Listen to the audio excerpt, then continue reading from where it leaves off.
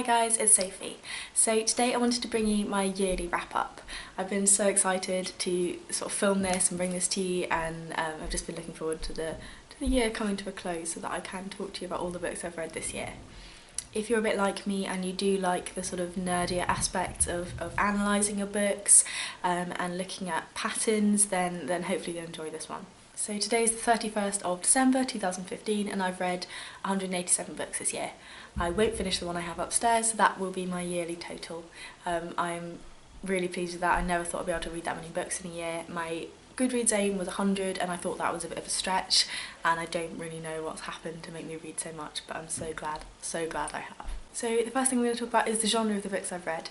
In the previous two videos I had different genres, but as I've sort of progressed on, I found that about 70% of what I was reading was just being classed as fiction, general fiction, and it just felt like I wasn't really exploiting the data all that much, and a lot of things were being put in fiction that really, you know, needed a little bit more of a breakdown, and a few things that were just going straight into non-fiction, things like poetry, I felt needed to be explored on their own. So I actually have some different categories to the ones last time, so unfortunately I can't compare it to my previous videos, but it's useful nonetheless. So you can see by the graph that still half of what I'm reading is fiction, and I feel like that's about right. I do read an awful lot of fiction that I don't think easily categorises itself into little blocks, although the other thing I could do is to make 101 categories, but I think I'd rather just have fiction as a bulk. So the vast majority of what I read is fiction. 12% of what I've read this year have been classics, 8% have been thrillers, and equaling on 7% have been non-fiction and graphic novels. To be honest, I'm fine with my split of genres how they are. I don't think there's anything I particularly want to change all that much next year, though I might try and add in a little bit more non-fiction, a little bit more essays and maybe memoirs in, but we'll see how they go.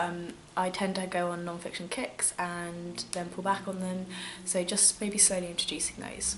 One thing I have found has been quite useful this year is that I'm actually really enjoying listening to non-fiction on audiobook.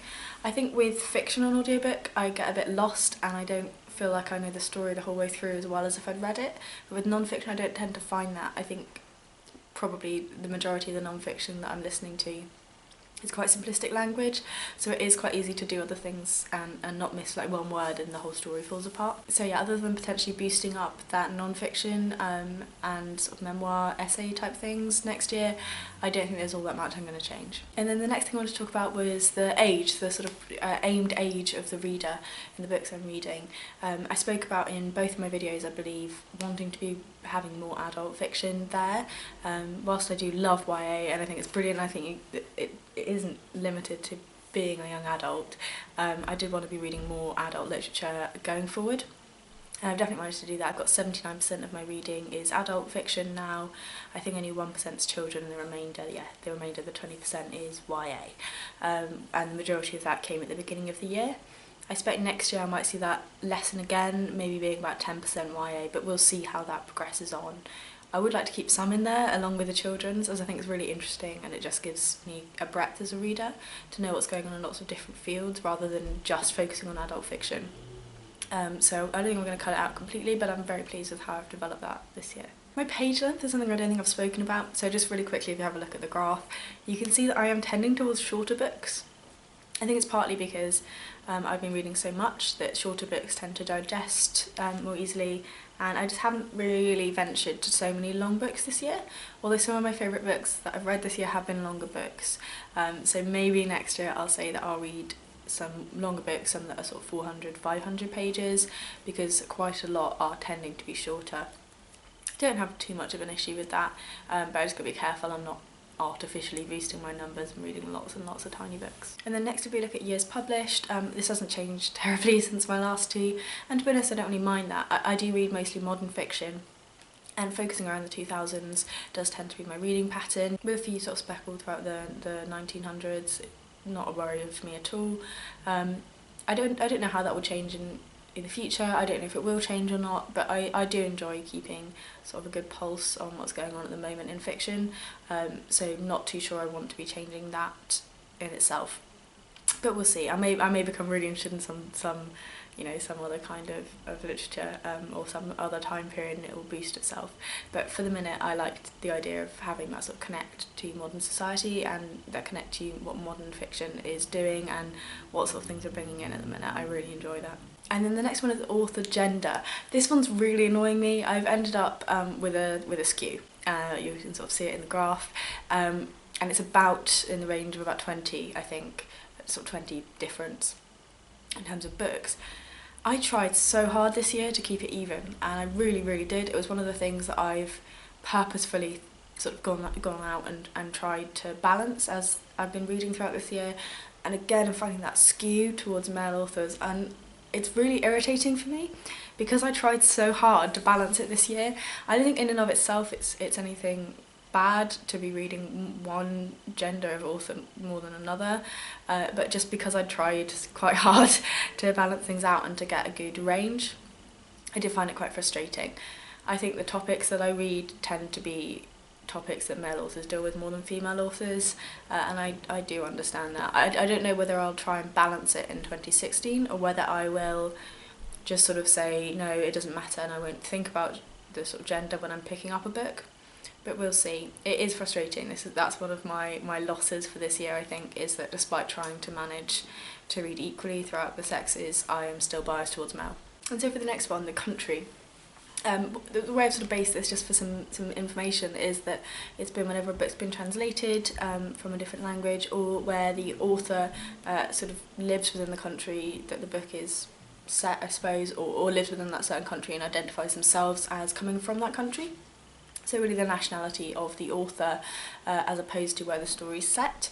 So it's something that I looked at in my very first video, something I spoke about there, and I feel my opinion has changed so much from what I sort of said in that first video, and it's really interesting to see how I've developed over that time. So first I'll show you the graph of country from my first video, and I sort of spoke about the fact that I was reading mostly US authors, that I wanted to increase the amount of UK authors and potentially speckle in a few other countries. And this is my graph now, and for me it's just amazing to see how many more countries I've managed to read from than I ever thought I would at the beginning of the year. There's still that American bias. I spoke about that in both videos and said, you know, it's not something I think is going to change for this year at least, but I would like to read more UK authors going forward and to keep up the sort of diversity of the reading that I'm trying to encourage in myself this last year.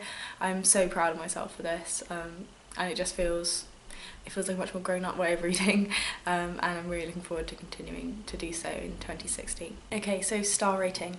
Here's the graph showing the sort of spread of the stars I've given over the year, but just quickly, the average star rating I've given has been 3.32. which is pretty close to the sort of 3 average that I've been aiming for, trying to self-regulate my star rating so that I can tell, looking back, what I really loved. But it doesn't necessarily mean the books are bad. So I'm working on a 5-star excellent, a 4-star very good, a 3-star good, a 2-star sort of average, you know, fine, but nothing that really brought it up, and a 1-star being something I didn't enjoy. So really that is quite a harsh rating system, and that's why I'm tending around the 3. I don't think I've read badly this year at all. I've really enjoyed a lot of what I've read. And 32 of the books I read this year I gave 5 stars to. I'm going to be doing a sort of wrap up again of those books, so it'll just be a quick run through of the books I gave 5 stars to, and then I'll be talking about my favourite books of the year. So I'll talk about that a bit more in a bit, but 32 seems about right for books that I thought were really good out of the 180 so that I've read this year. I have absolutely loved tracking my progress over 2015. It has been really eye-opening. I think the particular spreadsheet I use has been far better for understanding my reading than the one I used in 2014 was, and I'm a bit nervous to let it go for 2016, but I think I'm going to try and make my own for 2016. So we'll see how that goes, because there's a few other things I'd like to add in and some factors I'd like to sort of rearrange that I don't think work too well in that current spreadsheet. If you are interested in tracking sort of your reading, I highly recommend spreadsheets. I think whilst Goodreads shelves work, there is such flexibility to having a spreadsheet and being able to look at things in more detail, and that's what I really love to do.